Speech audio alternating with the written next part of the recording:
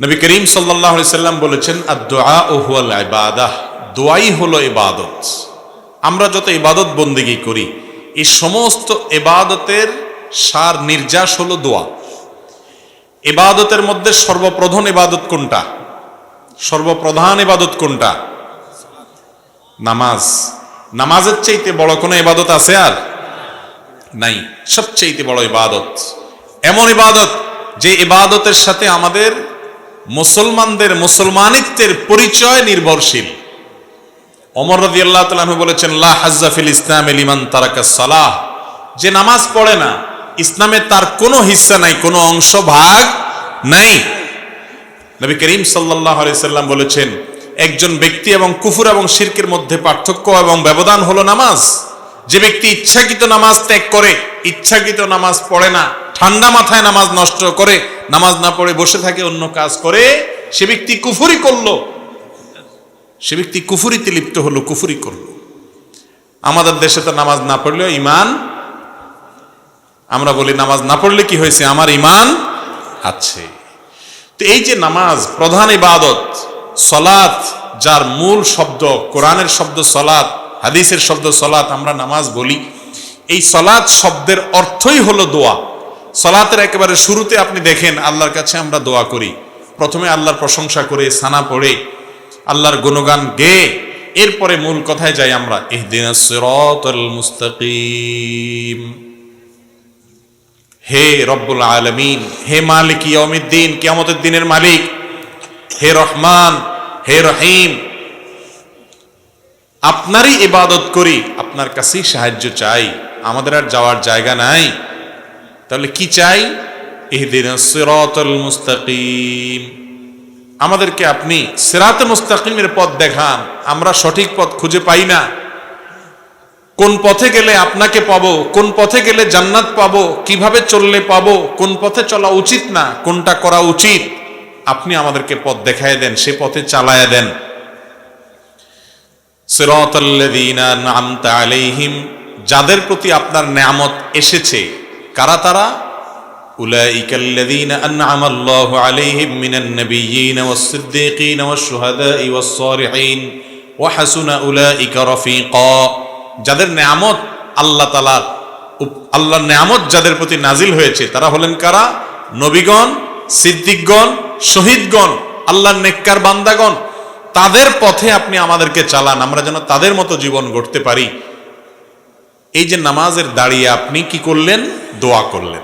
এরপরে রুকুতে গিয়ে আবার আল্লাহর পবিত্রতা জ্ঞাপন করলেন, দাঁড়িয়ে আল্লাহর প্রশংসা করলেন, সানা এবং গুণকীর্তন করলেন, সিজদা গিয়ে আবার প্রশংসা করলেন, কিছু দূর আবার প্রশংসা করে এবার আবার উঠে বসে রব্বিগফিরলি ওয়ারহামনি ওয়াহদিনি ওয়াআফিনি ওয়ারফা'নি ওয়াজবুরনি ওয়ারযুকনি, বিভিন্ন ভাষ্য হাদিসে এসেছে।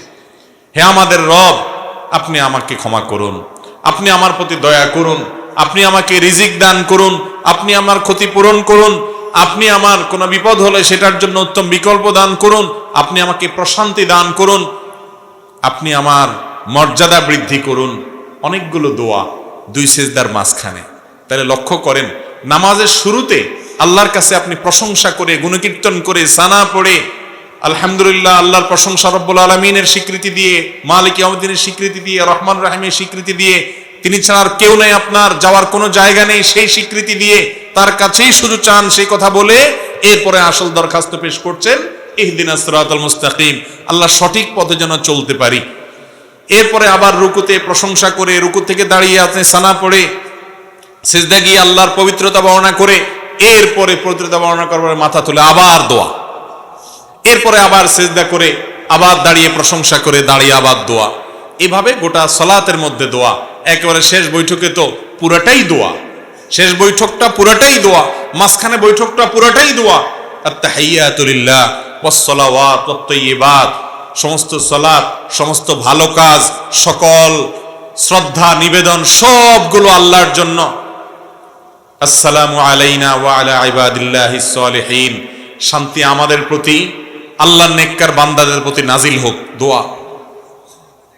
এরপরে আপনার দুরুদের মধ্যেও দোয়া, আল্লাহুম্মা সাল্লি আলা মুহাম্মদ, আল্লাহুম্মা বারিক আলা মুহাম্মদ। আল্লাহ আমাদের নবী, আপনার রাসূল মুহাম্মদ সাল্লাল্লাহু আলাইহি ওয়াসাল্লামের প্রতি রহমত নাজিল করেন, তার প্রতি বরকত নাজিল করেন, শান্তি নাজিল করেন, তার পরিবারের প্রতি নাজিল করেন, যেমন নাজিল করেছেন ইব্রাহিম আলাইহিস সালামের প্রতি, তার পরিবারের প্রতি। দোয়া। এরপর দোয়ায়ে মাসুরাতে কি পড়েন? আল্লাহুম্মা ইন্নী যালামতু নাফসি, আল্লাহ নিজের প্রতি নিজে কত অবিচার করেছি, কত অন্যায় করেছি, কত পাপ করেছি, কত গুনাহ করেছি। আল্লাহ আল্লাহুম্মা ইন্নী যালামতু নাফসি যুলমান কাসীরা, কত অপরাধ, অনেক অপরাধ করেছি। ওয়ালা ইয়াগফিরুয যুনুবা ইল্লা আনত, আল্লাহ আপনি ছাড়া কেউ মাফ করবে না, মাফ করার ক্ষমতা কারণ নাই। ফাগফিরলি মাগফিরাতাম মিন ইনদিক, অতএব আপনার পক্ষ থেকে আপনি মাফ করে দেন।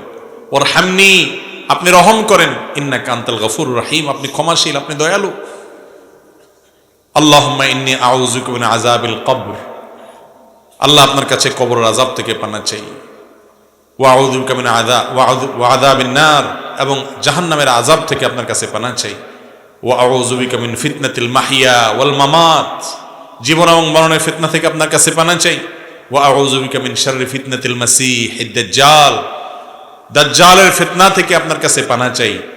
কিয়ামতের আগের বড় ফিতনা হিসাবে আবির্ভূত হবে, বহু মানুষ বেঈমান হয়ে যাবে দাজ্জালকে দেখে, তার কারিশমা দেখে, ভেলকি দেখে।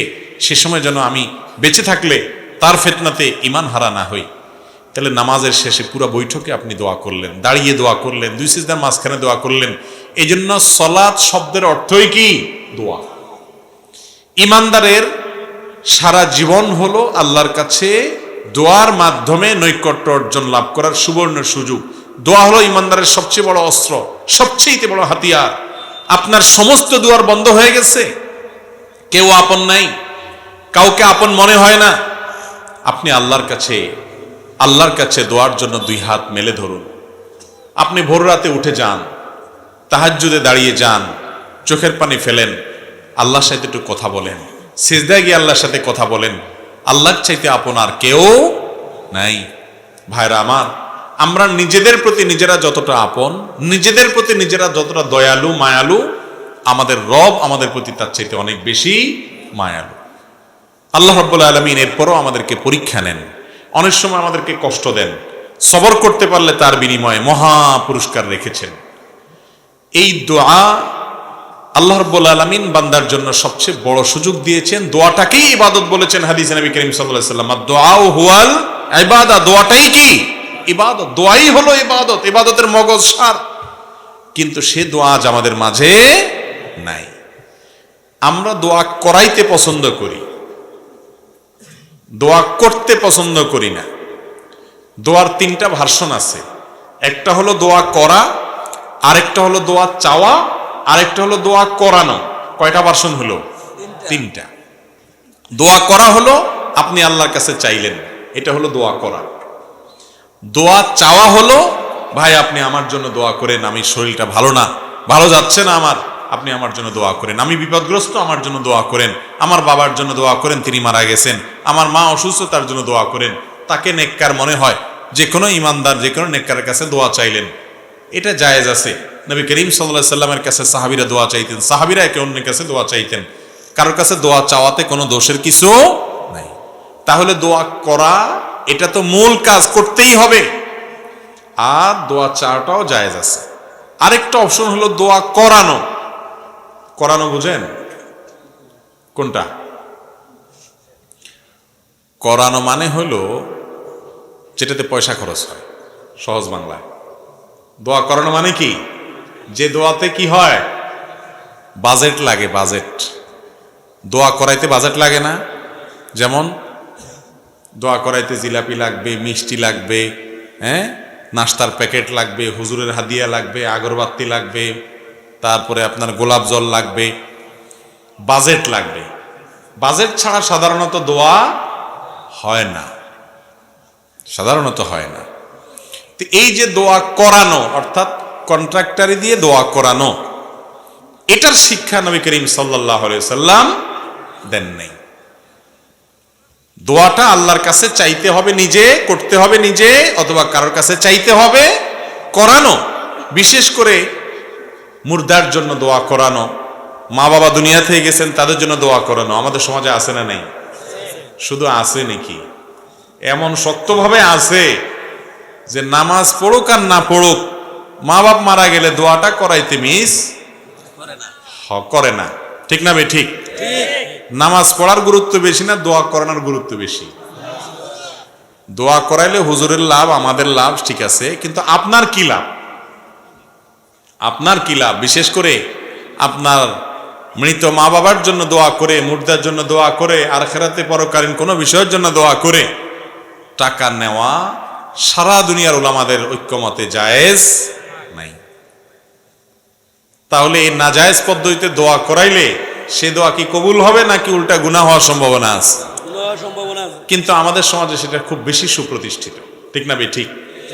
জীবনে মুসলমানের নামগন্ধ তার শরীরে নাই, জীবনে নাই, কিন্তু বাপ মরছে, মা মরছে, 40 কুলখানি 7 দিনা দোয়ার অনুষ্ঠান পত্রিকায় দিয়া বিভিন্ন ভাবে শামিয়ানা টাঙ্গায়া হইলেও করে, ঠিক না বে ঠিক? আহা, আমরা মুসলমানরা আজকাল ইসলামকে বেশিরভাগ ক্ষেত্রেই বুঝতে ভুল করি। আমার বাবা মারা গেছেন, মা মারা গেছেন, আমি আল্লাহর কাছে চোখের পানি ফেলে দোয়া করব। অন্যদের কাছে দোয়া চাইব, টাকা দিয়া লোক ভাড়া নিয়া দোয়া করানোর শিক্ষা ইসলাম দেয় না, আর এভাবে দোয়া হয়ও না। আপনি আমাকে টাকা বাড়াই দিলে হয়তো আমার চোখে পানি একটু বেশি আসবে, এটা ঠিক, কিন্তু ওই পানিয়ে আপনার মা বাবার কোনো উপকারে আসবে? কারণ এই পানি আল্লাহর ভয়ে না, ওইটা টাকার মায়া, ঠিক না বে ঠিক? চট্টগ্রামের দিকে কোথাকার জানি একবার একটা কাগজ দেখছিলাম, দোয়ার রেট লেখা আছে, দোয়ার রেট আছে যে 50 টাকা দিলে শুধু সংক্ষেপে, শুধু হাত উঠানো নামানো সংক্ষেপে আরবিতে দোয়া হবে, শুধু 100 টাকা দিলে কিছু সময় লাস্টিং হবে, কিছু বাংলা দোয়াও সাথে অ্যাড হবে, আর 500 টাকা দিলে জম্পেশ একটা দোয়া হবে, সেখানে চোখের পানি পড়বে, কান্নাকাটি হবে, লম্বা চড়া সময় পাবে। আপনি কোন আইটেমের দোয়া চান? দোয়ার রকম ফের আছে না নাই? ভাইরা আমার, দোয়া ইবাদতের মগজ মূল। আমরা অনেক ভাই আছি যে নামাজের পরে নবী করিম সাল্লাল্লাহু আলাইহি সাল্লাম দোয়া দুরূদ পড়তেন, জিকির আজকার পড়তেন, সম্মিলিতভাবে সাহাবীদেরকে নিয়ে দোয়া করতেন বলে কোনো হাদিস থেকে প্রমাণ পাওয়া যায় না। তিনি নামাজের পরে দোয়া দুরূদ পড়তেন। সেই মাসআলা জানার পর যে কোনো নামাজের পরে যে দোয়া কবুল হয় এটা ভুলে গেছে, জীবনের তোরা আল্লাহর কাছে হাত তোলাই ভুলে গেছে। জি তো জোর করে বলন লইছিলেন, এখন থেমে গেছে, ঠিক না বে ঠিক? ভাইরা আমার, আল্লাহর কাছে চাইতে যদি আমরা ভুলে যাই, এটা কি লক্ষণ ভালো না খারাপ? বহুত খারাপ, বহুত খারাপ। নবী করিম সাল্লাল্লাহু আলাইহি ওয়াসাল্লাম বলেছেন, তোমার জুতার ফিতাটা ছিঁড়ে গেছে, এটা তো কোনো ব্যাপার না আমাদের কাছে, ছোট্ট একটা ব্যাপার, তাই না? এখানেও দাঁড়িয়ে তুমি আল্লাহর কাছে দোয়া করো, আল্লাহ আমার জুতার ফিতাটা ছিঁড়ে গেছে মাবুদ, এটা একটা বিপদ, হোক ছোট বিপদ, আপনি আমাকে রক্ষা করেন। আল্লাহর কাছে সাহায্য চাইতে হবে এই ছোট্ট একটা বিষয়ের জন্য পর্যন্ত। সেখানে আমাদের জীবনে কত বড় বড় ব্যাপার আসে, আমরা আজকাল দোয়া করতে একেবারেই ভুলে গেছি। ভাইরা আমার, দোয়া নিয়ে দীর্ঘ আলোচনা আজকে আমি করব না, ইনশাআল্লাহ ভিন্ন কোনো সময় আমরা দোয়া নিয়ে পূর্ণাঙ্গ আলোচনা করব। আজকে শুধু আমি এটুকু বুঝাতে চাইছি যে আমরা উঠতে বসতে চলতে ফিরতে সর্বাবস্থায় আল্লাহ তাআলার কাছে দোয়া করব। যে আমলটা সবচেয়ে বেশি করতে হয়, সবচেয়ে পরিমাণে বেশি করা লাগে, সে আমলটাকে আল্লাহ তাআলা করাটাকে সহজ করে দিয়েছেন, যাতে করে বান্দা সব সময় করতে পারে। এই জন্য আল্লাহর জিকির মুখে উচ্চারণ করবেন বা মনে মনে করবেন, এটার জন্য কি ওযু শর্ত? না। বিনা ওযুতে আল্লাহর জিকির করা যায় কি যায় না? কেন? কারণ জিকিরটা সারাক্ষণ করতে হয়। প্রিয় নবী সাল্লাল্লাহু আলাইহি সাল্লামের জীবনে আপনি যদি তাকিয়ে দেখেন, সুবহানাল্লাহ, জিকির ছাড়া তার জীবনে কোনো কাজই ছিল না, পুরো জীবনই জিকির। ঘর থেকে বের হচ্ছেন বিসমিল্লাহ, ঘরে প্রবেশ করছেন বিসমিল্লাহ, ঘুমাইতে যাচ্ছেন দোয়া, ঘুম থেকে উঠে দোয়া, ঘুম ভেঙে গেছে দোয়া, টয়লেটে ঢুকতেছেন আল্লাহর নাম নেওয়া দোয়া, টয়লেট থেকে বের হচ্ছেন আল্লাহর নাম নেওয়া দোয়া, রাতে শোয়ার আগে অনেক দোয়া, সকালে দোয়া, সন্ধ্যায় দোয়া, বাজার ঢুকতে দোয়া। এরকম ভাবে জীবনের প্রতিটা পদক্ষেপে, প্রতিটা পায়ে পায়ে, প্রতিটা কাজে কাজে দোয়া আর দোয়া, দোয়া আর দোয়া। যেহেতু সারাক্ষণ দোয়া করতে হয়, সারাক্ষণ জিকির করতে হয়, এই জন্য জিকিরেও ওযু লাগে না, দোয়াতেও ওযু লাগে না। ওযু থাকলে ভালো, পবিত্র অবস্থা দোয়া করা অনেক বেশি ভালো, উত্তম। দোয়া কবুল হওয়ার জন্য জোরালো আশা করা যায় ওযু থাকলে, কিন্তু বিনা ওযুতেও দোয়া করা যায়। কেন? কারণ দোয়া এমন একটা জিনিস যেটা মানুষের সারাক্ষণ করতে হয়। একজন মানুষ শুয়ে আছেন, তিনি এই শুয়ে শুয়ে ঘুম আসছে না, তিনি আল্লাহর কাছে দোয়া করতে পারেন, তার নিজের জন্য, অন্যদের জন্য, জীবিতদের জন্য, মৃতদের জন্য আল্লাহর সাথে কথা বলতে পারেন। দোয়া হলো আল্লাহর সাথে কথা বলার সুযোগ। ভাইরা আমার, এই সুযোগটা আজ আমরা অনেকেই হাতছাড়া করি। ইমানদারের সবচেয়ে বড় অস্ত্রটা আজ অব্যবহৃত থেকে যায়, আমরা ব্যবহার করি না, সেটা হলো দোয়া। আল্লাহর কাছে দোয়া করবো তো ইনশাআল্লাহ সব সময়। ভাইরা আমার, দোয়া করার ব্যাপারে আমাদের একটা ভয় আছে, একটা আতঙ্ক আছে। আতঙ্কটা কি?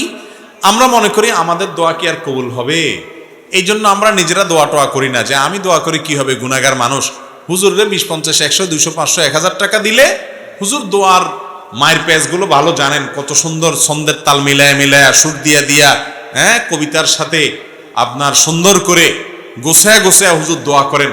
আমি তো এত মায়ের পেজ দিয়ে দোয়া করতে জানি না।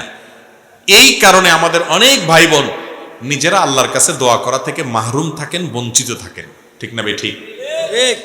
ভাইরা আমার, আল্লাহ তাআলার কাছে দোয়া কবুলের জন্য খুব মায়ের পেজ দিয়ে, খুব আপনার সুন্দর গোছানো ভাষা দিয়ে, খুব আবেগ সৃষ্টি হয় সেরকম সুরের তালে তালে, ছন্দের তালে তালে দোয়া করতে হবে, এমন কোন শর্ত কোরআন হাদিসের কোথাও বলা হয় নাই। দোয়া কবুলের জন্য মূল যে বিষয়টা লাগবে সেটা কি? নবী করিম সাল্লাল্লাহু আলাইহি সাল্লাম বলেছেন, লা ইয়াজালু ইস্তাজাবু লিল আবদ, বান্দার দোয়া ততক্ষণ পর্যন্ত কবুল হতেই থাকে, কখনো দোয়া ফেরত দেওয়া হয় না।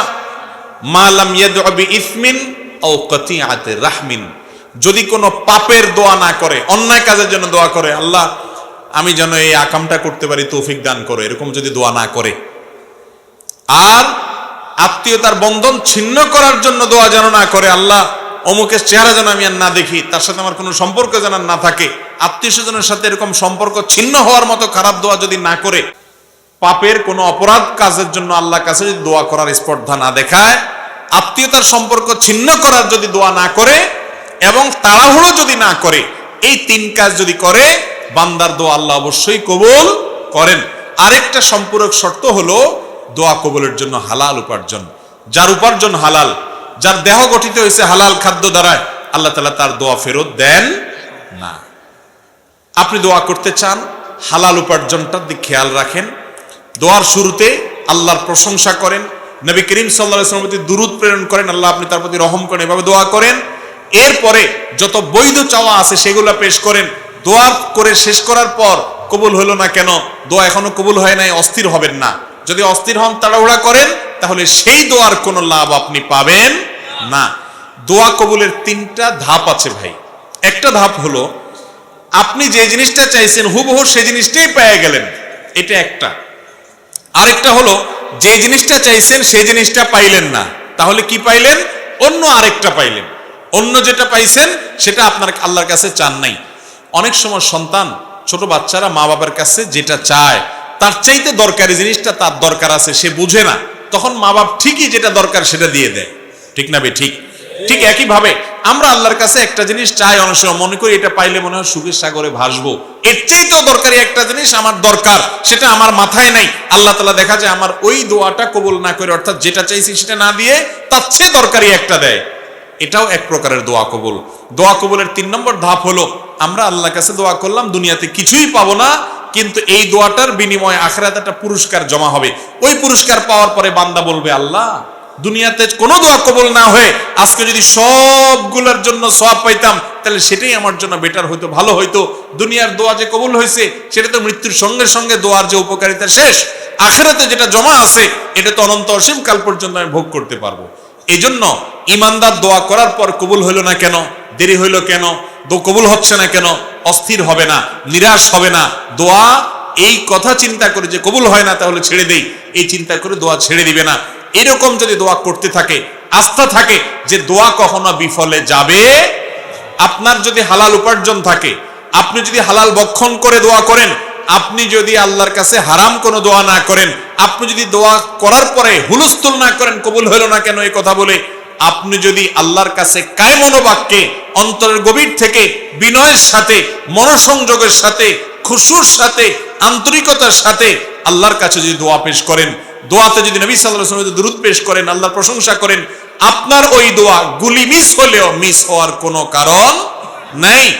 আপনি দোয়ার উপকারিতা বা ধাক্কা অনেক সময় অনেক পরে দেখবেন, অনেক পরে দেখবেন। আল্লাহর বিভিন্ন নবী রাসূলদের দোয়ার কথাই কোরআনে আছে। আল্লাহ রাব্বুল আলামিন উল্লেখ করেছেন, হয়তো কখনো কেউ দোয়া করেছেন কবুল হয়েছে অনেক পরে এসে, আছে না নাই?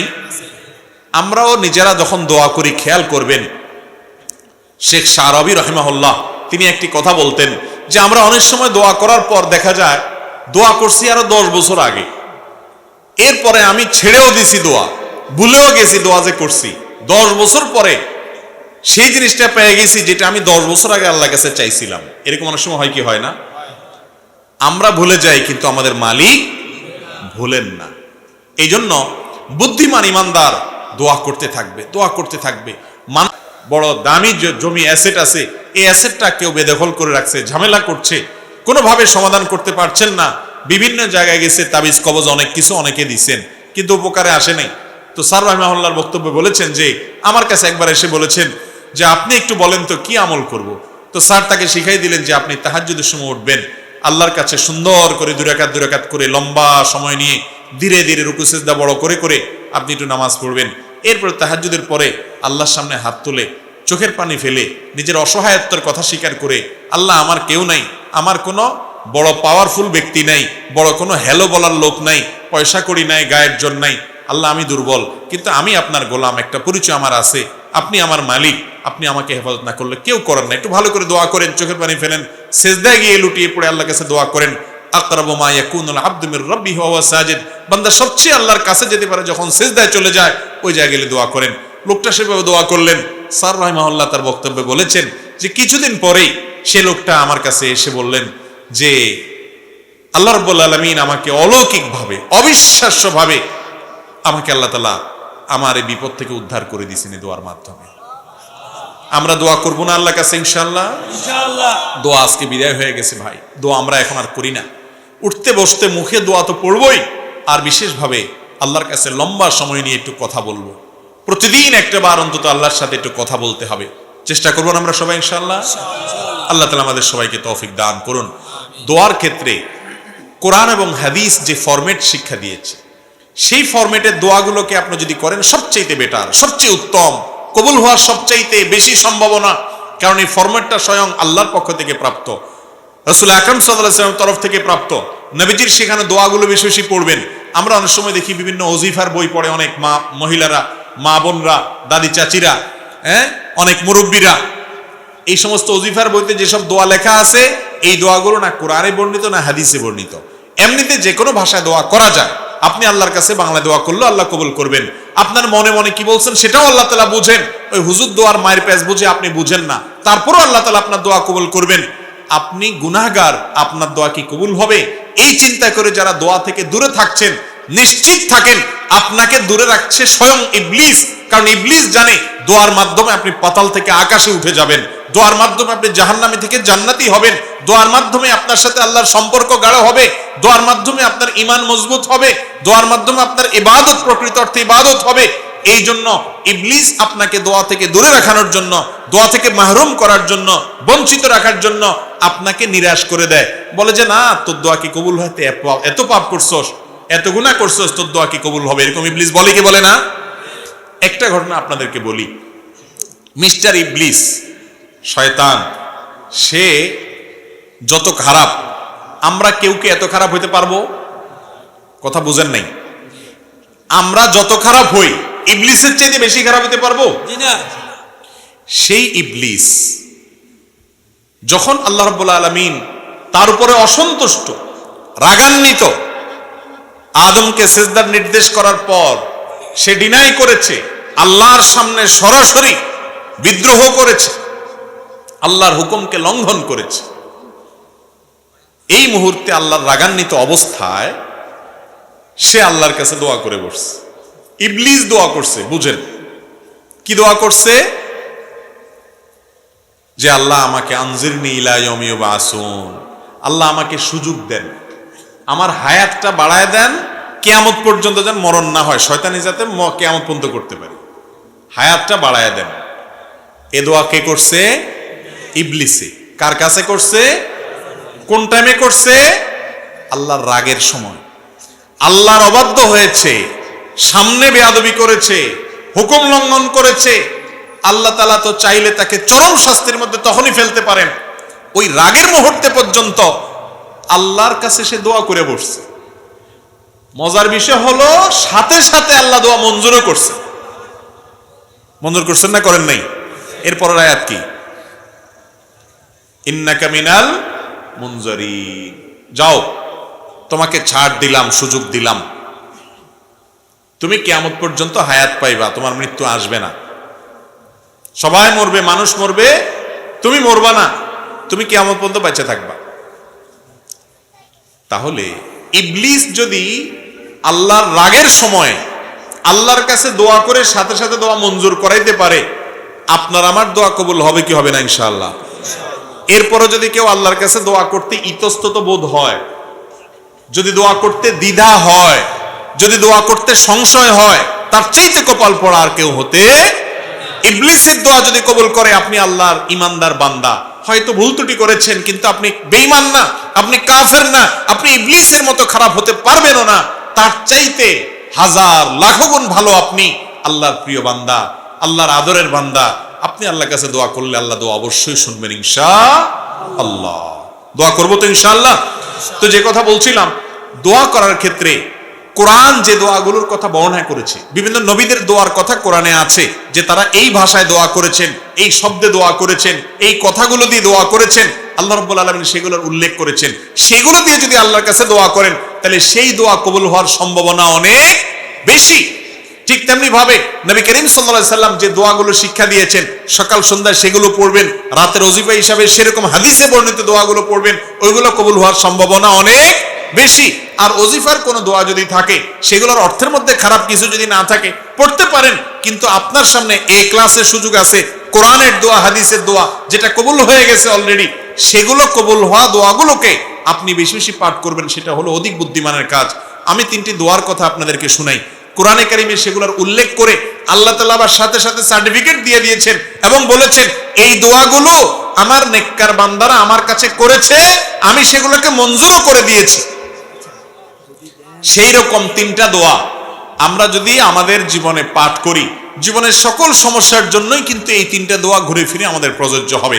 তার একটা হলো কঠিন বিপদে, কঠিন মুসিবতে রক্ষার যখন কোনো পথ খোলা নাই, দেয়াল যখন পিঠের সাথে লেগে গেছে, এরকম সময়ে আমরা দেখেছি আল্লাহর একজন নবী ইউনুস আলাইহিস সালাম আল্লাহর কাছে কিছু বাক্য বলে প্রার্থনা করেছেন। আল্লাহ তাআলা তাকে বিপদ থেকে উদ্ধার করেছেন। কি দোয়া ছিল সেটা? ফানাদা ফিজ যুলুমাত, মাছের পেটে থেকে, অন্ধকারের মধ্যে থেকে, যেখানে মৃত্যু সুনিশ্চিত, সেই জায়গায় তিনি অবস্থায় আল্লাহর কাছে দোয়া করেছেন, আল্লাহ ইলাহা ইল্লা আনতা সুবহানাক ইন্নী কুনতু মিনাজ জালিমিন। দোয়া করে বলেছেন, আল্লাহকে আহ্বান করে ডেকে বলেছেন, ও আল্লাহ, লা ইলাহা ইল্লা আন্ত, আপনি ছাড়া কেউ সত্যিকারের মাবুদ নাই, ইন্নী কুনতু মিনাজ সুবহানাক, আপনার পবিত্রতা বর্ণনা করছি, ইন্নী কুনতু মিনাজ জালিমিন, আমি হলাম জালিমদের অন্তর্ভুক্ত, আমি নিজের প্রতি নিজে অবিচার করেছি, আমি নিজে ভুল করেছি। আল্লাহর কাছে এই দোয়া করে, এই বাক্যগুলো বলে আল্লাহর কাছে দোয়া করেছেন কে? ইউনুস আলাইহিস সালাম। লা ইলাহা ইল্লা আনতা সুবহানাকা ইন্নী কুনতু মিনাজ জালিমিন। আল্লাহ তাআলা এই দোয়া উল্লেখ করার পর বলছেন, ফাস্তাজাবনা লাহু ওয়া নাজ্জাইনাহু মিনাল গাম। এই দোয়া করার পর আমি তার ডাকে সাড়া দিয়েছি, ইউনুসের ডাকে সাড়া দিয়েছি এবং তার বিপদ থেকে তাকে উদ্ধার করেছি। এর পরের অংশটা বেশি গুরুত্বপূর্ণ আমাদের জন্য। এরপরে আল্লাহ বলছেন, ওয়াকাযালিকা নুনজিল মুমিনিন, যেভাবে ইউনুস আলাইহিস সালামকে রক্ষা করেছি, একইভাবে ঈমানদারদেরকে, কিয়ামত পর্যন্ত আগত ঈমানদারদেরকে বিপদ থেকে রক্ষা করব এই দোয়ার মাধ্যমে। কোন দোয়ার মাধ্যমে? দোয়া ইউনুসের মাধ্যমে। যে কোনো বিপদে পড়ে গেছেন, কোরআনে বর্ণিত কবুল হওয়া দোয়া, নিশ্চিত আল্লাহর কাছে গ্রান্টেড কবুল হওয়া দোয়া, আল্লাহর নবীর দোয়া আল্লাহ কবুল করেছেন, সেটা আল্লাহ জানিয়েও দিয়েছেন। আবার ঈমানদার বান্দারা করলে সেটাও কবুল করবেন, ওয়াদা করেছেন। শুধু তিনি ওয়াদা করছেন তা নয়, নবী করিম সাল্লাল্লাহু আলাইহি সাল্লাম বলেছেন, আল্লাহর কোন বান্দা যখন ইউনুস আলাইহিস সালাম এর দোয়া লা ইলাহা ইল্লা আনতা সুবহানাকা ইন্নী কুনতু মিনাজ জালিমিন, এটা মূলত আল্লাহর প্রশংসা মাখা একটা বাক্য, যেটার মাধ্যমে দোয়াও লুকায়িত আছে, আল্লাহর কাছে প্রার্থনা আছে এর মধ্যে অন্তর্নিহিতভাবে। এই বাক্যের মাধ্যমে যে ব্যক্তি দোয়া করে, নবী করিম সাল্লাল্লাহু আলাইহি ওয়াসাল্লাম বলেছেন সে দোয়া কবুল না হয়ে পারে না। তাহলে যে কোনো বিপদ আপদে কোরআনের একটা কবুল হওয়া দোয়া আপনি পাঠ করতে পারেন, সেটা হলো ইউনূস আলাইহিস সালামেরটা। সেই বাক্য হলো আল্লাহকে ডেকে বলবেন, ও আল্লাহ লা ইলাহা ইল্লা আনত সুবহানাকা ইন্নী কুনতু মিনাজ জালিমিন। মানুষের জীবনে আরেকটা বড় সমস্যা হলো অসুখ বিসুখ, দুরারোগ্য ব্যাধি, এমন মুসিবত, এমন অসুখ যে অসুখ থেকে আরোগ্য লাভের কোনো উপায় আমরা খুঁজে পাচ্ছি না। সাধারণ চিকিৎসা আমরা গ্রহণ করব, সুন্নাত নবী করিম সাল্লাল্লাহু আলাইহি সাল্লাম বলেছেন তোমরা চিকিৎসা গ্রহণ করো, রোগ হলে ঔষধ সেবন করো। আপনার কোন দুষ্ট জিনের প্রভাব যদি আপনার মধ্যে হয়ে থাকে বলে প্রমাণিত হয়, তাহলে আপনি কোরআন হাদিসের আলোকে ঝাড়ফুঁক করেন, ঠিক আছে, এগুলা গ্রহণ করেন। তবে মূল কাজ ওই আসল জায়গায় দরখাস্ত করে রাখেন, কারণ মঞ্জুর হবে সেখান থেকে। আর সেটার জন্য আল্লাহ নবী আইয়ুব আলাইহিস সালামের একটা দোয়া আল্লাহর খুব পছন্দ হয়েছে, কোরআনে সেটা উল্লেখ করেছেন। ওনার দোয়াটাও আল্লাহ তাআলা কবুল করেছেন। তিনি কি বলেছেন? তিনি বলেছেন আন্নী মাসসানিয়াদ দুররু ওয়া আনতা আরহামুর রাহিমিন। তার অসুখটা ছিল অনেক মারাত্মক অসুখ, অনেক কষ্টের অসুখ, যে অসুখের কারণে তার কষ্টের শেষ সীমানায় তিনি পৌঁছে গেছেন। এত কষ্ট, এত যন্ত্রণা, এত অসুখ, এটা থেকে রক্ষার জন্য তিনি বলেছেন রব্বি আন্নী মাসসানিয়াদ দুর, ও আল্লাহ আমার কষ্ট আমাকে পেয়ে বসেছে, কষ্ট পেয়ে বসেছে আমার, অনেক কষ্ট আল্লাহ, অনেক অসুখ। ও আনতা আরহামুর রাহিমিন, অথচ আপনি সকল দয়ালুদের মধ্যে শ্রেষ্ঠ দয়ালু, অর্থাৎ আমার প্রতি রহম করেন। এটা বলার পর আল্লাহ বলছেন ফাস্তাজাবনা লাহু ফাকাশাফনা বিহি মা বিহি মিন দুর। এই দোয়া করার পর আমি তার দোয়া কবুল করেছি এবং তার বিপদকে দূর করেছি। তাহলে অসুখ বিসুখ হলে আইয়ুব আলাইহিস সালামের দোয়াটা করবেন। সেটা কি? আন্নী মাসসানিয়াদ দুররু ওয়া আনতা আরহামুর রাহিমিন, তোমার রব্বি আন্নী মাসসানিয়াদ দুররু ওয়া আনতা আরহামুর রাহিমিন। হে আল্লাহ আমার অসুখে পেয়ে বসেছে, অনেক কষ্ট হচ্ছে, আপনি আরহামুর রাহিমিন, আপনি সবচেয়ে বড় দয়ালু।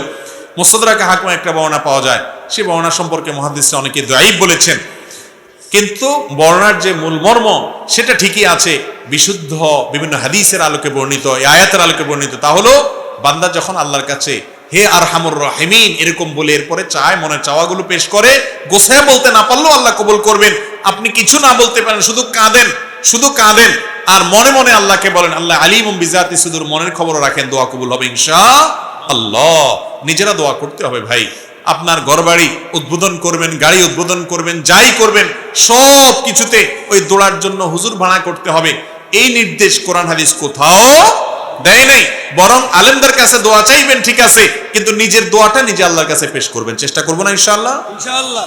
আরেকটা দোয়া হলো নিঃসন্তান মানুষের দোয়া, সন্তান হচ্ছে না, আল্লাহর কাছে এই কষ্ট দূর করার জন্য আপনি দোয়া করলেন। তো কোরআনে একটা মাকবুল, মুস্তাজাব, আল্লাহর কাছে কবুল হওয়া গ্যারান্টেড দোয়ার নজির আমরা পাই। আল্লাহ নবী জাকারিয়া আলাইহিস সালাম তিনি আল্লাহর কাছে দোয়া করেছেন, কি বলে? ওয়া জাকারিয়া ইয নাদা রাব্বাহ রব্বি লা তাযারনি ফারদা ওয়া আনতা খায়রুল ওয়ারিসিন। আর জাকারিয়া আলাইহিস সালাম তিনি আল্লাহকে ডেকে বলেছেন, রব্বি, আমার রব, লা তাযারনি ফারদা, আমাকে একা রাখেন না, ছেলে নাই, মেয়ে নাই, নিঃসন্তান, এরকম একা রাখিয়েন না, ওয়া আনতা খায়রুল ওয়ারিসিন। আল্লাহর কাছে এরকম দোয়া করেছেন। আল্লাহ বলেছেন ফাস্তাজাবনা লাহ, এই দোয়া করার পর আমি তার দোয়া কবুল করেছি। ওয়া ওয়াহাবনা লাহু ইয়াহইয়া, এরপরে এই দোয়ার মাধ্যমে আমি তাকে ইয়াহইয়া নামক সন্তান দিয়েছি। তাহলে জীবনে যে কোনো কমন বিপদে, শত্রুতা, বিপদ, মুসিবত, দেয়ালে পিঠ ঠেকে গেছে, ইউনূস আলাইহিস সালামের দোয়া পড়বেন, লা ইলাহা ইল্লা আনতা সুবহানাকা ইন্নী কুনতু মিনাজ জালিমিন, আল্লাহকে ডেকে এগুলো বলবেন।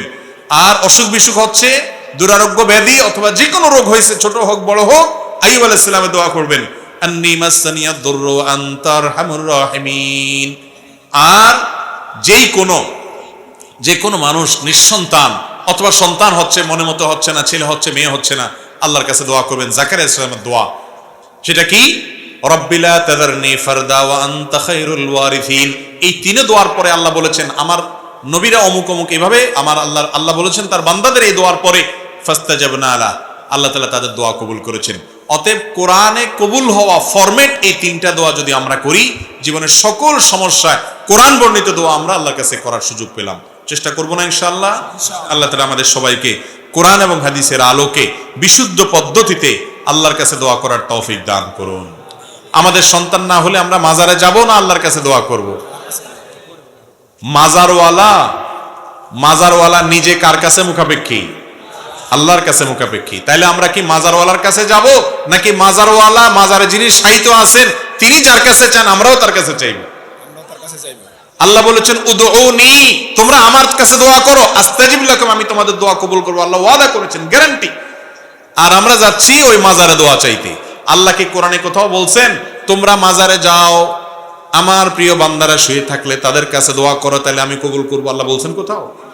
আল্লাহ বলেছেন উদউনি, আমার কাছে দোয়া করো। আমরা যাচ্ছি মাজারে, এর মাধ্যমে দোয়া তো কবুল হচ্ছেই না, বরং ঈমানটা খুইয়ে নষ্ট করে শিরক করে আমরা শেষ হয়ে যাচ্ছি। ঠিক না ভাই? ঠিক। সন্তান হচ্ছে না, কার কাছে দোয়া করতে হবে? নাকি কোনো মাজারে যেতে হবে? সন্তান হচ্ছে না, এই জন্য কোনো মাজারে গেলে, কোনো পীরের দরবারে গেলে সন্তান হবে? কার কাছে যাইতে হবে?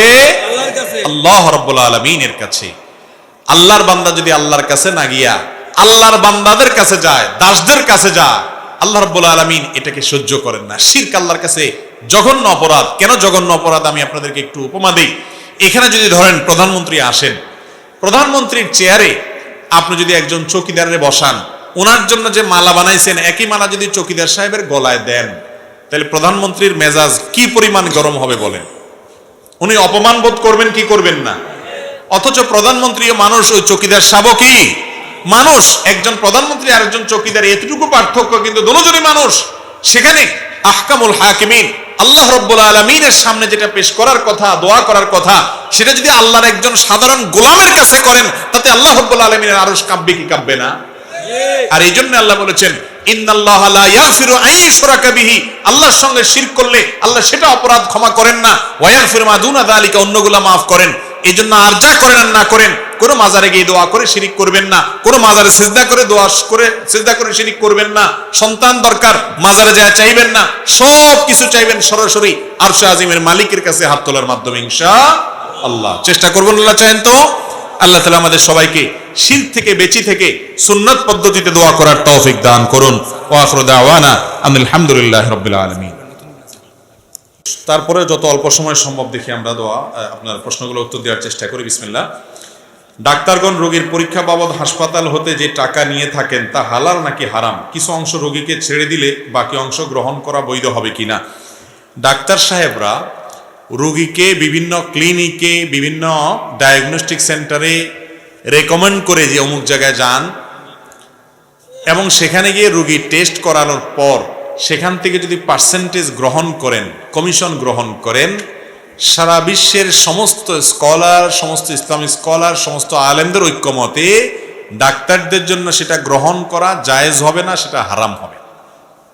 সেটা কি হবে ভাই? হারাম। কেন হারাম হবে? তার কারণ হলো, অনেক কারণ আছে। তার প্রথম কারণ হলো নবী করিম সাল্লাল্লাহু আলাইহি সাল্লাম বলেছেন ফাবিমা তাখুযু মালা আখি, আপনি কারোর কাছ থেকে কোনো পয়সা গ্রহণ করলে, কোনো সম্পদ গ্রহণ করলে কিসের বিনিময়ে গ্রহণ করছেন, এই প্রশ্নের উত্তর আপনাকে বের করতে হবে। আপনি শুধু বললেন অমুক হাসপাতালে যাও, এরপর ও হাসপাতাল থেকে টাকা নিলেন, আপনি এখানে কি পরিশ্রম করলেন? কোনো কিছুই তো করলেন না। কিছু একটা তো করবেন। আপনি যে রেকমেন্ড করছেন অমুক জায়গায় যান, এটা তো আপনার দায়িত্ব পালন করেছেন, কারণ আপনাকে ওই রোগী ফিস দিয়েছে, 500, 700, 300, 1000 ফিস দিয়েছে। ওই ফিসের বিনিময়ে আপনি তাকে পরামর্শ দিতে বাধ্য। আপনার পরামর্শের বিনিময়ে সে ফিস দিয়েছে আপনাকে, তাহলে ফিস নিয়ে আপনি পরামর্শ দিয়েছেন, এই পরামর্শটা তো আপনার এমনি দেয়া লাগতো। এরপরে উপরি হিসাবে আপনি যদি সুবিধা নেন অন্য পক্ষ থেকে, এটা এক প্রকারের ঘুষ, এটা এক প্রকারের রিশওয়াত, এটা জায়েজ হওয়ার কোনো কারণ থাকতে পারে না। ঠিক একইভাবে ডাক্তার সাহেবরা বিভিন্ন ঔষধ কোম্পানি থেকে গিফট পান, ঔষধ গিফট পান, অন্যান্য জিনিসপত্র গিফট পান। আমাদের চিকিৎসক ভাইয়েরা, চিকিৎসক বোনেরা, ডাক্তার ভাইয়েরা, বোনেরা, আপনাদের জন্য এটা মানা কঠিন, কিন্তু অনন্ত অসীমকালের জাহান্নাম, সেটাতে আযাবে পতিত হওয়াটা এর চাইতে অনেক বেশি কঠিন, অনেক বেশি কষ্টকর। দুনিয়ার এই সামান্য লোভ, সামান্য এই ঘুষ, সামান্য এই হারামকে না করা, এটা যতটা কষ্টের, কিয়ামতের দিন আযাবের মুখোমুখি হওয়া তার চেয়ে বেশি কষ্টের। আর দুনিয়াতে নগদ আযাব কি? নগদ আযাব হলো আপনি যে অভাবী মানুষ অথবা যে কোনো মানুষ রুগী আসছেন, তাদের অধিকার নষ্ট করেছেন, আপনি অবৈধভাবে এই সম্পদ উপার্জন করেছেন, এটার একটা জ্বালা আছে। এই জ্বালাটা সম্পদ পাওয়ার পরেও আপনি অশান্তির মাধ্যমে, বিপদের মাধ্যমে, মুসিবতের মাধ্যমে, বদদুয়ার মাধ্যমে আপনি ফিল করবেন হাড়ে হাড়ে। এটা জায়েজ হওয়ার কোনো কারণ নেই। আপনি প্রেসক্রিপশনের জন্য যে টাকা নিয়েছেন, সে টাকা নিয়ে আপনি প্রেসক্রিপশনে যা লিখেছেন সেটা আপনার দায়িত্ব পালন করেছেন। এরপরে ভালো জায়গায় তাকে দেখাই দিয়ে আপনার কর্তব্য, কোন ওষুধটা ভালো হবে, কোন জায়গায় গেলে ভালো হবে, সেটা আপনি রেকমেন্ড করবেন।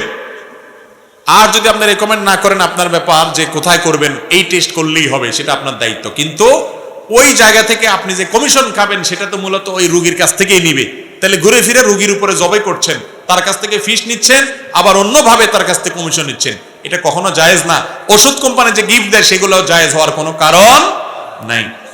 কেন জায়েজ হওয়ার কারণ নাই, এ নিয়ে বিস্তারিত আমাদের একটা ভিডিওতে আলোচনা আছে, এখন আর ওদিকে যাচ্ছি না। আল্লাহ তাআলা আমাদের ডাক্তার ভাইদেরকে হারাম খাওয়া থেকে বেঁচে থাকার তৌফিক দান করুন। বেগানা নারী কি পরপুরুষকে সালাম দিতে পারবে? বেগানা নারী তিনি পরপুরুষকে সালাম দিতে পারবে কিনা, যদি কোনো প্রয়োজনীয় কথা বলতে হয়, প্রয়োজনীয় কোনো কথা বলার আগে, তাহলে কথা বলার আগে সালাম দেওয়ার নির্দেশ আছে, সেই হিসাবে সালাম দিতে পারেন। কিন্তু সালাম দিতে গিয়ে বা কথা বলতে গিয়ে কণ্ঠের মধ্যে কোনো প্রকার কোমলতা সৃষ্টি করা যাবে? সাধারণত আমরা নতুন কোনো মানুষের সাথে, অপরিচিত মানুষের সাথে কথা বলার সময় একটু বেশি ভদ্র হয়ে একটু সুন্দর মিষ্টি ভাষায় কথা বলার চেষ্টা করি, এটা ভালো গুণ। কিন্তু একজন নারী তিনি যখন পুরুষের সাথে কথা বলবেন, পরপুরুষের সাথে, গায়রে মাহরাম পুরুষের সাথে, আল্লাহ রাব্বুল আলামিন কোরআনে কারিমে নির্দেশ করেছেন, তোমরা সেই কথা বলার সময় কণ্ঠের মধ্যে কোমলতা বা কোনো আর্টিফিশিয়াল ভাবে একটু ভালোভাবে মিষ্টি সুরে কথা বলার চেষ্টা করবে। যদি করো, তাহলে যার সাথে কথা বলেছ, তা যাদের অন্তরে রোগ আছে, তারা তোমাকে নিয়ে বাজে চিন্তা করবে, বাজে জল্পনা করবে, মনে মনে জেনায় লিপ্ত হতে পারে। তো সেই আত্মসম্মান বোধের জায়গা থেকে মেয়েরা কণ্ঠকে কোমল করবে না। এই জন্য সালাম দেখ আর প্রয়োজনীয় কথা বলো, এটা স্বাভাবিকভাবে বলবে। আল্লাহ বলেছেন ওয়াকুলনা কাওলাম মারুফা, মেয়েরা স্বাভাবিক কথা বলতে পারবে, কিন্তু কণ্ঠের মধ্যে কোমলতা সৃষ্টি করে কথা বলবে না। আজকাল তো উল্টা হয়ে গেছে, মেয়েরা স্বামীর সাথে কথা বলে কর্কশ হয়ে, আর পরপুরুষের সাথে ফোনে কথা বলতে খুব মিষ্টি সুরে, একদম ইস্তারি করে করে খুব ভদ্রতা দেখায় বলে। ঠিক যে পুরুষরা বলতেছেন, যারা ঠিক বলতেছেন, তারাও এ রোগের রোগী, সেটাও ঠিক, সবই ঠিক। মাহফিল এমন এক জায়গা যেখানে সবই ঠিক। তো যাই হোক, আমরা পুরুষরাও দেখা যায় নিজের বাসার স্ত্রীর সাথে মধুর সুরে কথা বলা দরকার, সেখানে মধু নাই, সেখানে কর্কশ কর্কশ সারাদিন। হ্যাঁ, আর যার সাথে আমার মধুর সুরে কথা বলা নিষেধ, পরনারী। দোকানে মহিলা কাস্টমার আসলে খুব ইস্তারি করে করে, একেবারে খুব রসিয়ে রসিয়ে, আপা বসেন, কি লাগবে, চেয়ার দাও, মিষ্টি মিষ্টি। আর বউ ফোন দিলে কি বলবা, তাড়াতাড়ি বলো, সারাক্ষণ ডিস্টার্ব করো তুমি। এই রোগটা পুরুষদের মধ্যে আছে না নাই? এটা করা যাবে না। মেয়েরা পুরুষের সাথে কথা বললে সেই কথাটা হবে প্রয়োজনীয় কথা, খাজুরিয়া আলাপ না। আর দ্বিতীয়ত হলো, প্রয়োজনীয় কথাটা হবে একান্ত স্বাভাবিক সুরে। সে স্বাভাবিক সুরে কথা বলার আগে সালামও দিতে পারে। এমনি শুধু দেখা হইলে সালাম দিবি কিনা কোনো পরনারী পরপুরুষকে, এই ব্যাপারে সৌদি আরবের সাবেক গ্র্যান্ড মুফতি শেখ আব্দুল আজিজ বিন আব্দুল্লাহ বিন বাজ রাহিমাহুল্লাহ তিনি বলেছেন সালাম দিতে পারবে।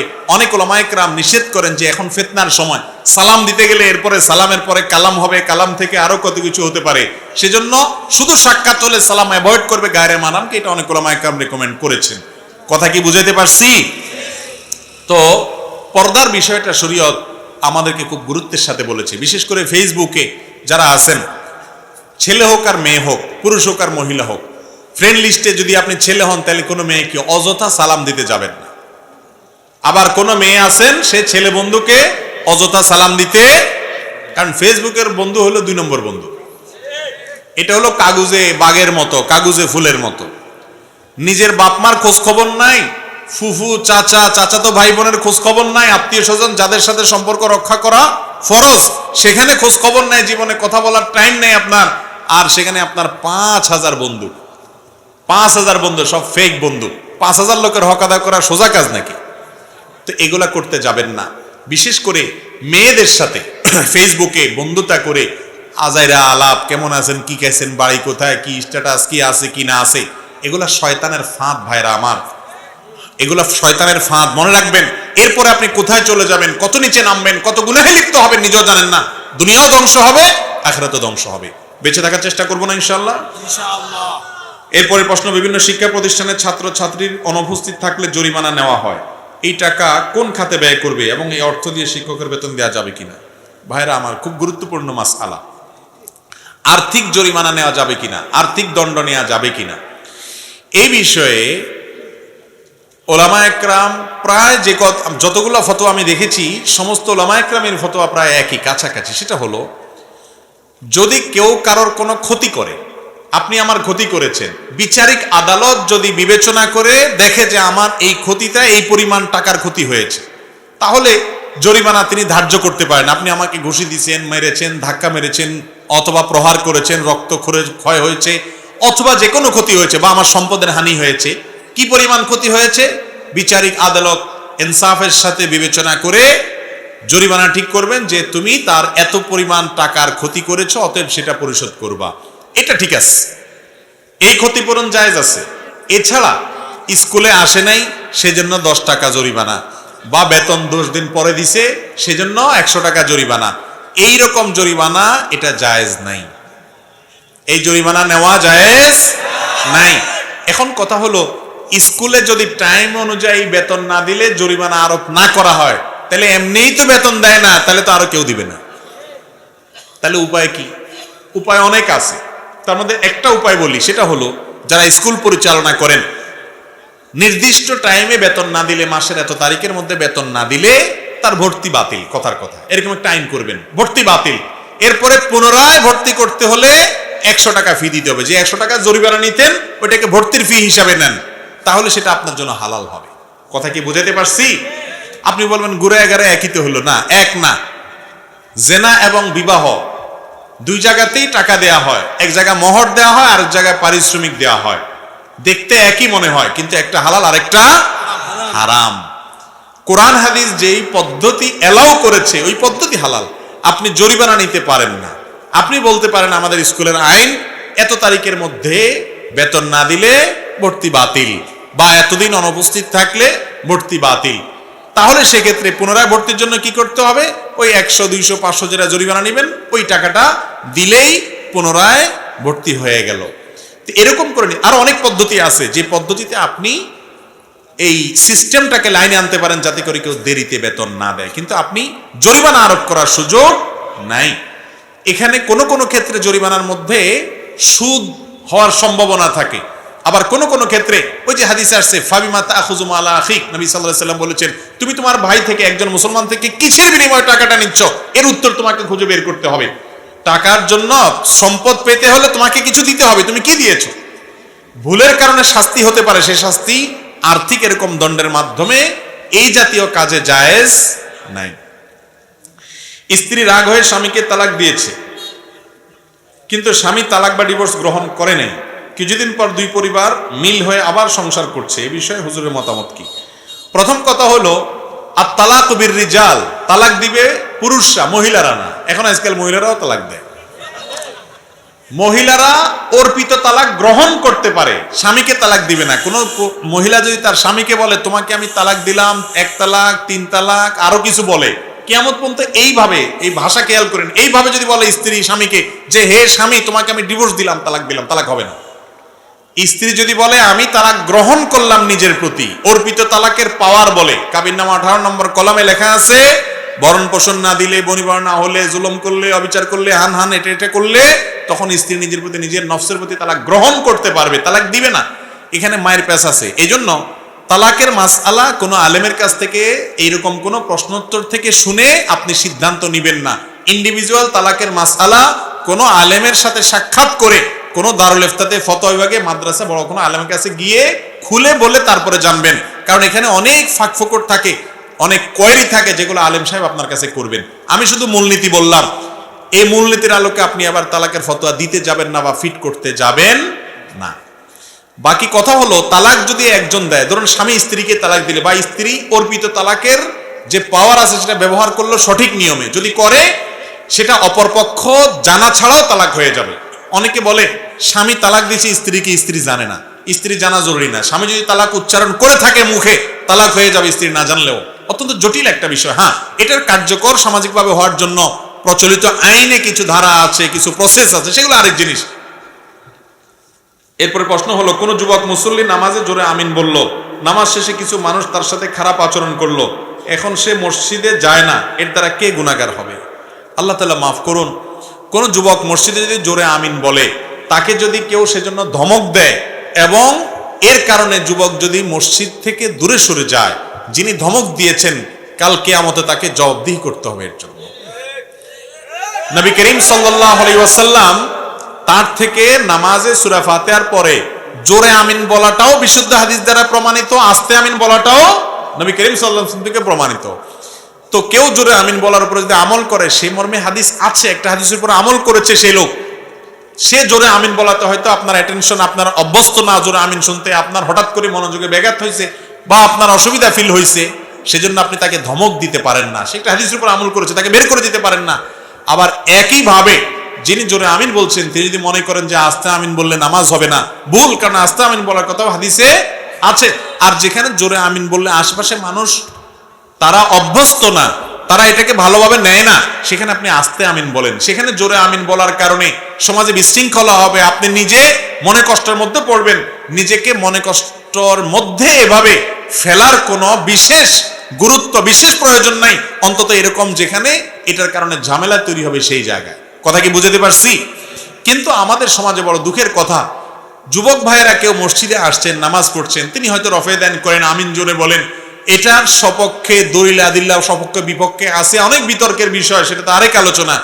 কিন্তু নামাজ তো পড়ছে সে, তাকে যদি ধমক দিয়ে মসজিদ থেকে দূরে সরায় দেন, তাতে শয়তান সবচেয়ে বেশি খুশি হবে। ঠিক না বে ঠিক? কারণ এই যুবক মসজিদে আসছে, আপনি অ্যাপ্রিসিয়েট করা উচিত। হাক বুকে বাঁধক আর নাভের নিচে বাঁধক, আমিন জোরে বলুক আর আস্তে বলুক, যুবক যে মসজিদে আসছে এটাই তো আনন্দের বিষয়। অতএব তাকে অ্যাপ্রিসিয়েট করা উচিত। আল্লাহ তাআলা আমাদেরকে প্রত্যেকটা কাজ সুন্নাহসম্মতভাবে করার তৌফিক দান করুন। নামাজের পর ইমামের সাথে সম্মিলিত মোনাজাত কি দোয়ার অন্তর্ভুক্ত? এ বিষয়ে আমরা কিছু আলোচনা আজকের বক্তব্যের মধ্যে বলে ফেলেছি, তারপরেও সংক্ষেপে একটু বলি, যেহেতু প্রশ্ন এসেছে। আমাদের নবী করিম সাল্লাল্লাহু আলাইহি সাল্লাম নামাজের পর দুই দিক সালাম ফিরানোর পর ইস্তেগফার পড়তেন 3 বার, আস্তাগফিরুল্লাহ আস্তাগফিরুল্লাহ আস্তাগফিরুল্লাহ। বুখারীতে আব্দুল্লাহ ইবনে আব্বাস রাদিয়াল্লাহু তাআলা বর্ণিত হাদিসের দ্বারা বোঝা যায় তাকবীরের কথাও, আল্লাহু আকবার বলার কথাও। আর সালাম ফিরানোর পর বহু হাদিস দ্বারা প্রমাণিত যে তিনি পড়তেন আল্লাহুম্মা আনতাস সালাম ওয়া মিনকাস সালাম তাবারাকতা ইয়া যাল জালালি ওয়াল ইকরাম। এর ছাড়াও আয়াতুল কুরসি, সূরা ইখলাস একবার, সূরা ফালাক একবার, সূরা নাস একবার, লা ইলাহা ইল্লাল্লাহু ওয়াহদাহু লা শারীকা লাহু লাহুল মুলকু ওয়া লাহুল হামদু আলা কুল্লি শাইইন কাদির এটা একবার, আল্লাহুম্মা আইন্নী আলা যিকরিকা ওয়া শুকরিকা ওয়া হুসনি ইবাদাতিকা এটা একবার। তারপর লা ইলাহা ইল্লাল্লাহু ওয়াহদাহু লা শারীকা লা ইলাহা ইল্লাল্লাহু লাহুল মুলকু ওয়া লাহুল লা ইলাহা ইল্লাল্লাহ ওয়া লা না'বুদু ইল্লা ইয়্যাহ লাহুন নি'মাতু ওয়া লাহুল ফাদলু ওয়া লাহুস সানাউল হাসান। এরকম অনেকগুলো দোয়া এবং জিকির নবী করিম সাল্লাল্লাহু আলাইহি ওয়াসাল্লাম নামাজের পরে করতেন। এগুলো আপনাদের সবার মুখস্থ আছে না? যাদের যেগুলো বলছে এগুলো সব মুখস্থ আছে, একটু হাত তোলেন। নামান 10-15টা হাত উঠছে মাত্র। আর নামাজের পরে সবাই মিলে হাত তুলে দোয়া করার ব্যাপারে যে অভ্যাস এবং এই আমলটা, এটা মোটামুটি সবার মধ্যে আছে, তাই না?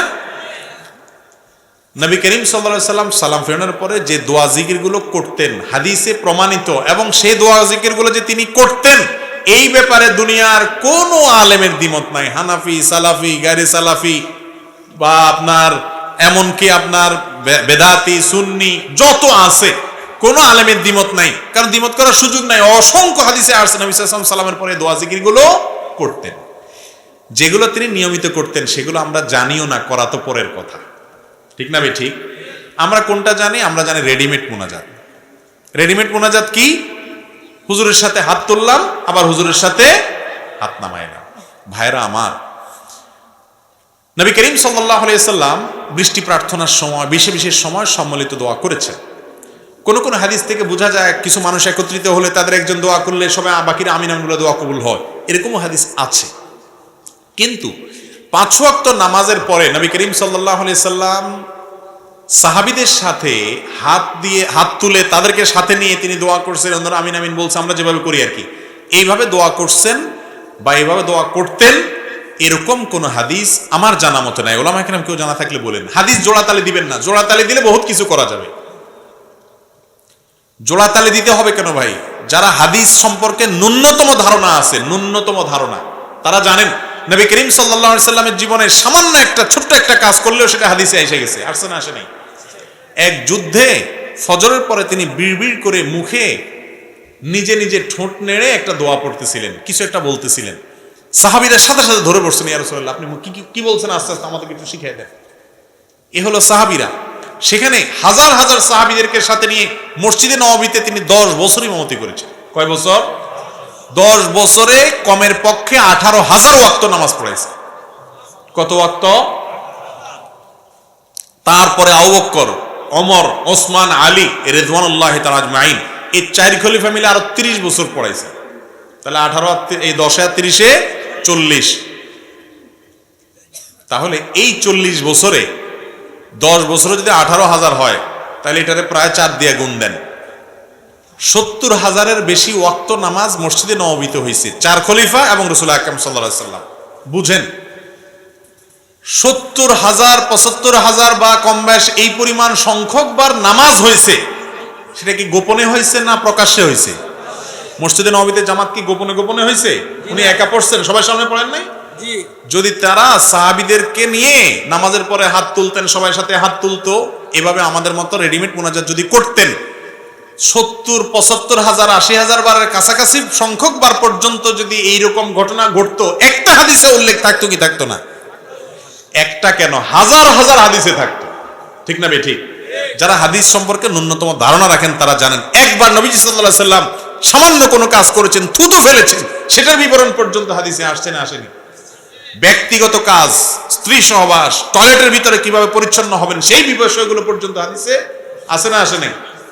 তাহলে নামাজের মতো এরকম ইবাদত সবার সামনে ইমামতি করে পড়েছেন, যদি তিনি সাহাবীদেরকে নিয়ে এইভাবে ট্র্যাডিশনাল দোয়া করতেন, সেটা হাদিসে অবশ্যই একটা নয় অসংখ্য হাদিস আসতো যে কানান নবী সাল্লাল্লাহু আলাইহি সাল্লাম ইয়ারফাইহি বিদুআ বাদাস সালাত ওয়া নাহনু নারফাউ আইদিনা, এই জাতীয় এই টাইপের হাদিস আসতো। সাহাবীরা বলতেন নবীজি সালাম ফেরানোর পরে 2 হাত তুলে দোয়া করলেন, আমরা সবাই তার সাথে হাত তুলে দোয়া করলাম। একটা নয়, হাজার হাজার হাদিস আসতো, শত শত হাদিস আসতো। ঠিক না বেঠিক? কিন্তু সেরকম হাদিস তো পাওয়া যায় না। হাদিস পাওয়া যায় কি, নামাজের পরে দোয়া কবুল হয় এবং দোয়ার আদব হাত তোলা, 2 হাদিসে জোড়াতালি দিলে, আবার একত্র হলে একজন দোয়া করলে বাকিরা আমিন বলে দোয়া কবুল হয়। 3 হাদিস দোয়াতালি দিলে তারপর যাদের সম্মানিত দোয়া সাবিত হবে। ভাই জোড়াতালি দিতে হবে কেন? নামাজের মতো এরকম প্রকাশ্য ইবাদত তো সবাই সম্মানিতভাবে করার কথা এবং সাহাবীদের সবাই থেকে এটা বর্ণিত হওয়ার কথা। ঠিক না ঠিক? সবচেয়ে বড় কথা হলো, নামাজের পরে নবী সাল্লাল্লাহু আলাইহি সাল্লাম যে দোয়াগুলো জিকিরগুলো করেছেন, সে ব্যাপারে কোনো দ্বিমত নাই, সেইগুলো নিয়ে আমাদের কোনো আলোচনাও নাই, শেখানোও নাই, জানানোও নাই। আমরা রেডিমেড মুনাজাতের মধ্যে আছি। তবে হ্যাঁ, ভালো করে শুনে রাখেন, নামাজের পরে দোয়া কবুল হয়। আপনি ফরজ নামাজের পরে বা যে কোনো নামাজের পরে আল্লাহর কাছে হাত তুলে আপনার মনে কিছু চাইবেন, দোয়া কবুলের একটা জায়গা এটা। এর জন্য ইমাম সাহেবের সাথে হাত তুলতে হবে, ইমাম সাহেবের সাথে নামাইতে হবে, এর কোনো নির্দেশ কোরআন হাদিসে কোথাও।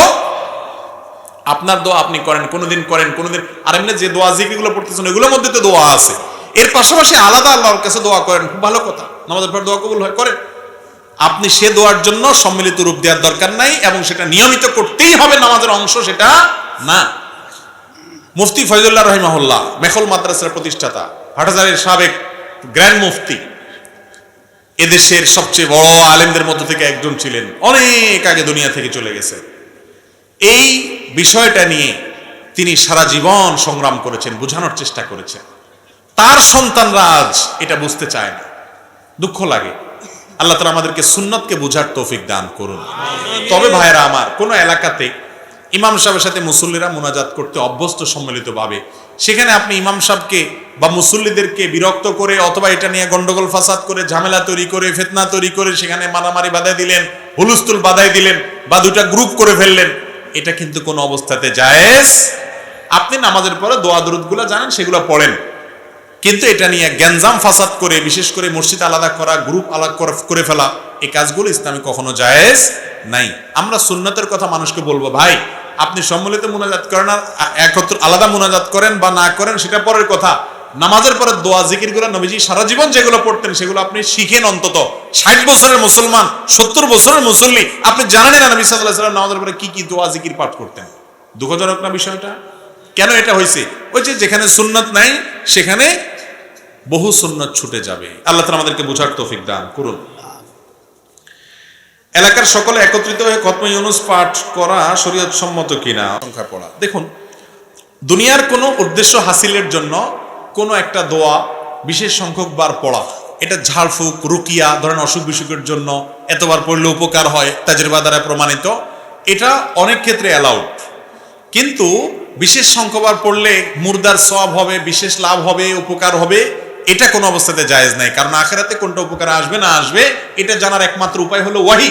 ওয়াহিতে যদি না হয়, কোরআনে যদি প্রমাণিত না, হাদিসে প্রমাণিত না হয়, তাহলে আমরা এটা বলার কেউ নাই।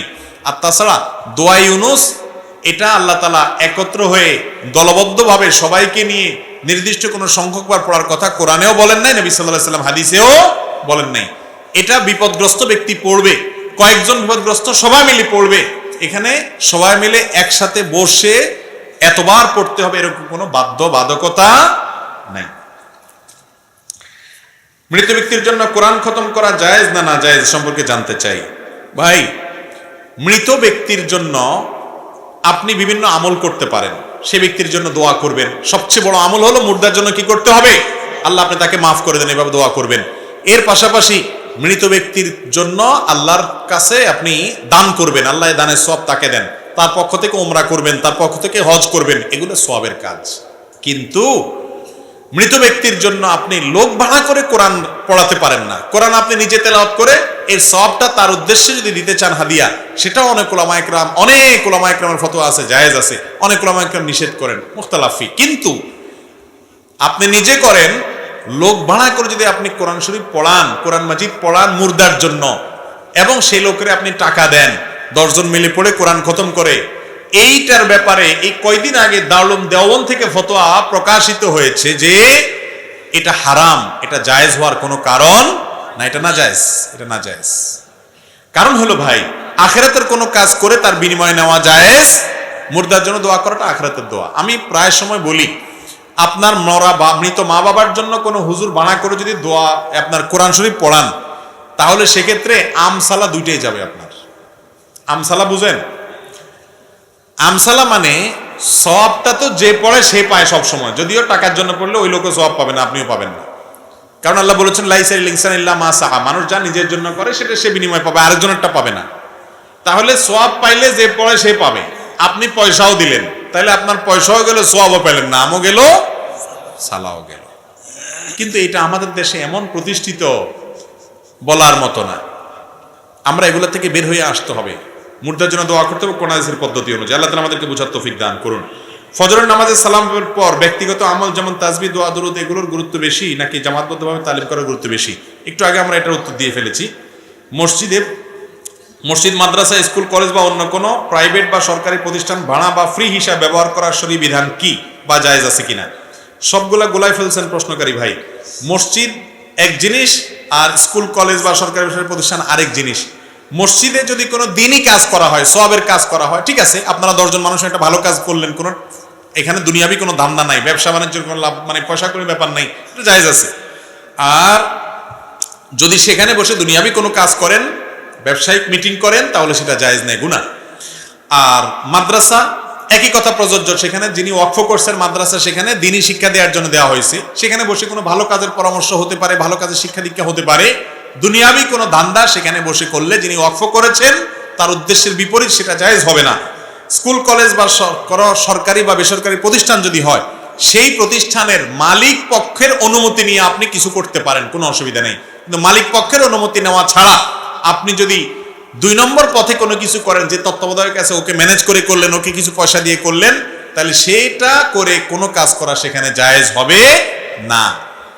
অতএব এ ব্যাপারে দায়িত্বশীল হতে হবে। সরকারি প্রতিষ্ঠান ব্যবহার করার জন্য, সরকারি এই প্রতিষ্ঠানের দেখভাল করার যিনি দায়িত্বে আছেন তার পারমিশন নিয়ে যে কোনো কাজ করতে পারেন, কিন্তু অসৎ উপায়ে কোনো কাজ করলে সেটা জায়েজ হবে না। তাহিয়াতুল মসজিদ ওয়াজিব না সুন্নাত না মুস্তাহাব, দয়া করে বলবেন। হানাফি মাযহাব অনুযায়ী আমাদের দেশের সংখ্যাগরিষ্ঠ উলামা ইকরাম এই ভারত মহাদেশে যে থট ফলো করেন সেটা অনুযায়ী, হানাফি মাযহাব অনুযায়ী তাহিয়াতুল মসজিদ নামাজটা সুন্নাত, এটা ওয়াজিব না। আর উলামা ইকরাম, বিশেষ করে সৌদি আরব উলামা ইকরাম সহ উলামা ইকরাম অন্যান্য ইমামদের মত হলো এটা ওয়াজিব। নবী করিম সাল্লাল্লাহু আলাইহি ওয়াসাল্লাম এই ব্যাপারে অত্যন্ত জোরালো ভাষায় নির্দেশ করেছেন যে তোমাদের কেউ যখন মসজিদে প্রবেশ করে ফালা ইয়াজলিস ফালা ইয়াকউদান্না হাত্তা ইউসাল্লিয়া ও হাত্তা ইয়ারকা রাকাতাইন, দুই রাকাত নামাজ পড়া ছাড়া যেন মসজিদে প্রবেশ করার পরে কেউ না বসে, নবীজি এভাবে নির্দেশ করেছেন। এজন্য এটা খুবই গুরুত্বপূর্ণ আমল, কিন্তু আমাদের সমাজে নাই বললে চলে, যে ধপাস করে বসে যায়। আপনি মসজিদে ঢুকছেন, তাহলে ওযু তো আছে, এখন আপনার কাজ হলো দুই রাকাত, কমপক্ষে দুই রাকাত নামাজ পড়বেন, তারপরে বসবেন। নামাজ পড়া ছাড়া বসা এটা মসজিদের শানের খেলাফ। এই ব্যাপারে রাসূল আকরাম সাল্লাল্লাহু আলাইহি ওয়াসাল্লামের হাদিসগুলো অত্যন্ত গুরুত্ববাহী। এরপর প্রশ্ন হলো কি কি সমস্যা থাকলে ইমামের পিছনে নামাজ আদায় করা যাবে না? দয়া করে কোরআন হাদিসের আলোকে বললে ভালো হয়।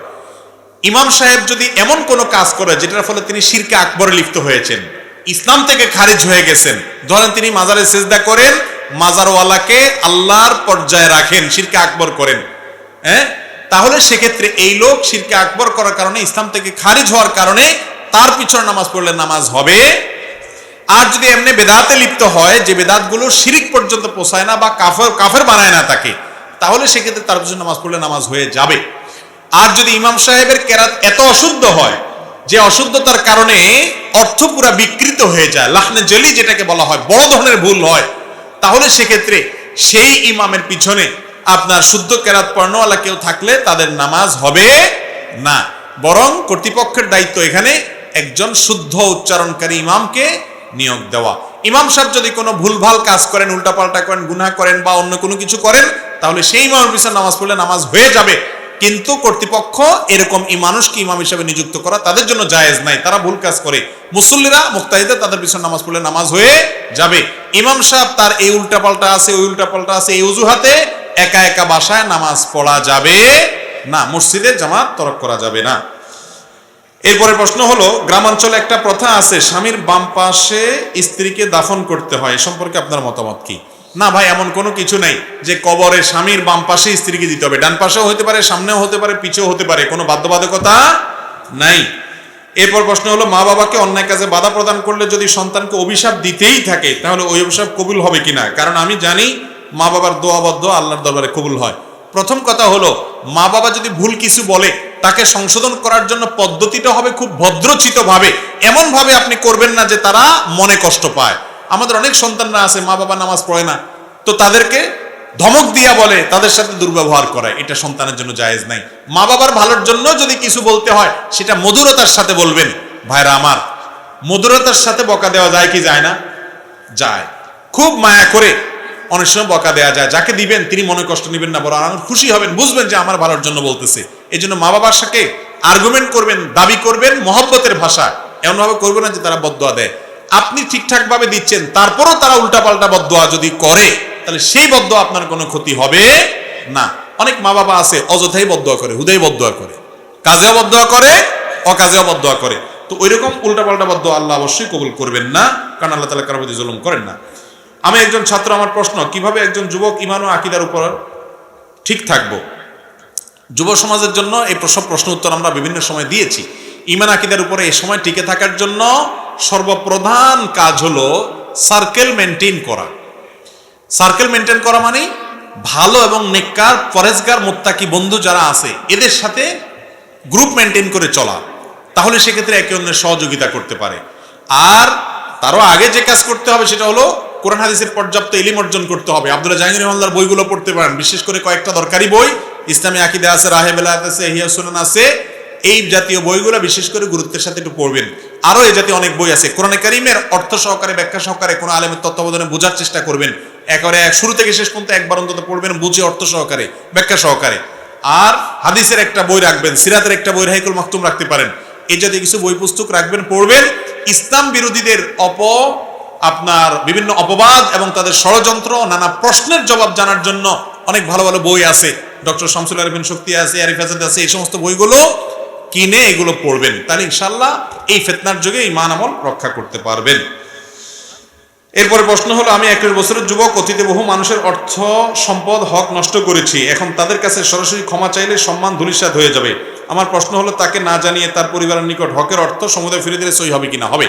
আপনি কারো হক নষ্ট করেছেন, তার কাছে বলতে গেলে অসুবিধা হবে, তার কাছে না বলে চুপে চাপে তার অ্যাকাউন্টে টাকাটা ঢুকাই দিলেন বা তাকে দিয়ে দিলেন, ভাই এটা আপনি পাবেন, কেমনে পাবেন জিজ্ঞেস করেন না, যে কোনোভাবে পাবেন। অথবা তার সন্তান বা পরিবারের লোকদের মাধ্যমে তার কাছে পৌঁছায় দিলেন, কোনোভাবে তার কাছে পৌঁছায় দিলেই আপনার দায়মুক্ত হয়ে যান।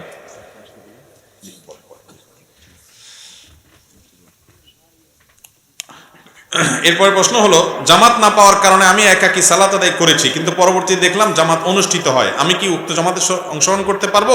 আপনি যদি নামাজ শুরু করে থাকেন তাহলে তো এখন ভাঙবেন না, তখন নামাজ শেষ করবেন। লা তুবতিলু আমালাকুম, আমল নষ্ট করা জায়েজ নাই। আর যদি আপনি নামাজ জামাত হয়ে গেছে, এখন আপনি একা একা আছেন, অন্য কাউকে পাইছেন জামাত করতেছে কেউ, অবশ্যই সেই জামাতে আপনি যোগ দিয়ে দিবেন। কারণ জামাতে নামাজ পড়লে একা নামাজ পড়ার চাইতে 27 গুণ বেশি সওয়াব হয়।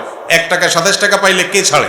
অতএব একা একা নামাজ না পড়ে, কোনো কারণে জামাত মিস হয়েছে, আপনি খুঁজবেন যে আর কে আছে আমার মতো এরকম মিস হওয়া পার্টি, ফেল করা পার্টি আর কে আছে, তাকে খুঁজে বের করে তাকে নিয়ে জামাত বানা করে নামাজ পড়বেন। একজন ইমাম হবেন, একজন মুক্তাদি হবেন। আমরা অনেকে ইমামতি ভয় পাই, যা পান সেটাই তো জোরে পড়বেন অথবা আস্তে পড়বেন। ইমামতিতে আলাদা কোনো দোয়া নাই তো, যে ইমামতি করতে আলাদা কোনো দোয়া আছে? অতএব জামাতের সাথে পড়বেন।